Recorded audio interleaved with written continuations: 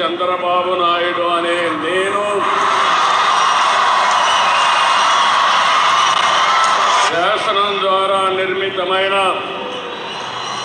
భారత రాజ్యాంగం పట్ల నిజమైన విశ్వాసం విధేయత చూపుతానని, భారతదేశ సార్వభౌమాధికారాన్ని సమగ్రతను కాపాడుతానని ఆంధ్రప్రదేశ్ రాష్ట్ర ముఖ్యమంత్రిగా నా కర్తవ్యాలను శ్రద్ధతో అంతఃకరణ శుద్ధితో నిర్వహిస్తానని,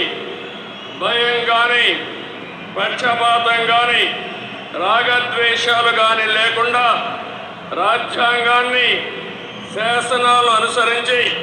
ప్రజలందరికీ న్యాయం చేకూరుస్తానని దైవ సాక్షిగా ప్రమాణం చేస్తున్నాను. నేను నారా చంద్రబాబు నాయుడు అనే నేను ఆంధ్రప్రదేశ్ రాష్ట్ర ముఖ్యమంత్రిగా నా పరిశీలనకు వచ్చిన లేదా నాకు తెలియవచ్చిన